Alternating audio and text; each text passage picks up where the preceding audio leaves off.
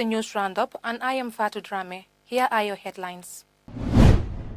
The Minister of Finance, Mamburin Njai, disclosed that government spent 5.8 billion in 4 months.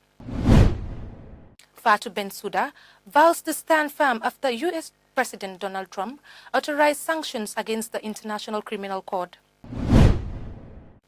Prison officer, nicknamed Chief Torturer, testified before the Gambian Truth, Reconciliation and Reparations Commission.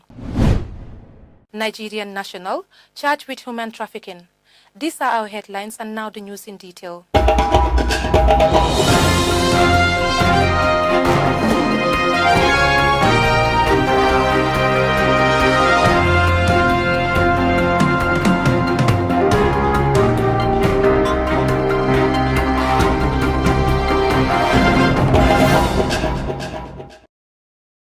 The Minister of Finance and Economic Affairs, Mamburin Njai, has disclosed that government spent 5.8 billion between January and April 2020.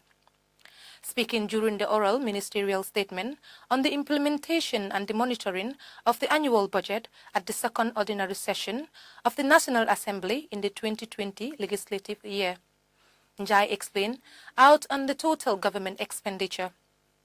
24% was spent on other recurrent, 26% on personal emolument, 24% on subvention, 12% on debt service, and 14% on capital development.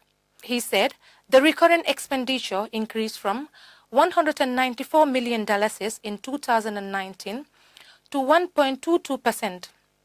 Government has allocated $500 million to the Ministry of Health under another recurrent, which was obtained by relocating budget, votes from various budget entities, and channels towards combating COVID-19 pandemic.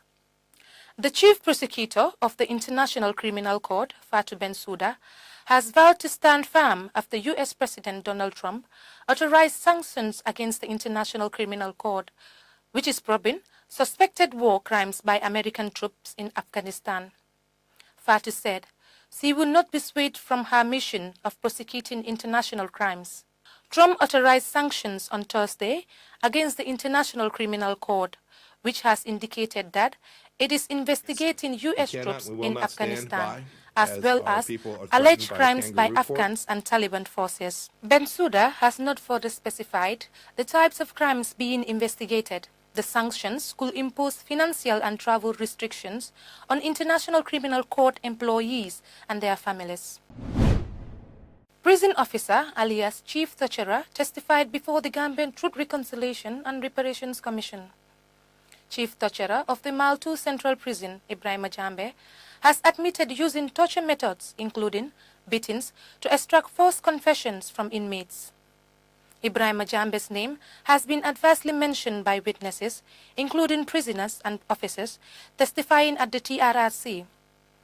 Ibrahima Jambe admitted to torturing Lamincha and Soriba Konde. They were not supposed to have any dealings with mobile phones while under incarceration. Going about in the prison or dealing mobile phones and drug with prison officers. He alleged that it was the prison's former deputy director who sanctioned the use of torture to extract confessions from the prison's inmates. He argued that he understood from the meaning of a torturer as a person whose work is only to torture people, and that was not his work.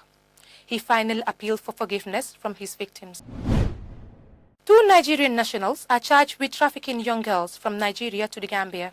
According to Standard newspaper, Mr. Malachi and Christiana Oranugu have brought 4 girls who are all below the age of 18 to the Gambia to be used as prostitutes. One of the victims, who felt unhappy selling herself to men, left for work one night with her bag and at the end of her nocturnal rounds, reported herself to the Sancheba police station. Christiana, the second accused, was later arrested and charged before Justice Ibrahim Abba with conspiracy to defile, conspiracy to commit felony, trafficking in person, acting as an intermediary for the purpose of trafficking, exportation and importation from and into the Gambia, money laundering, procuration, and female persons living on prostitution or persistently soliciting.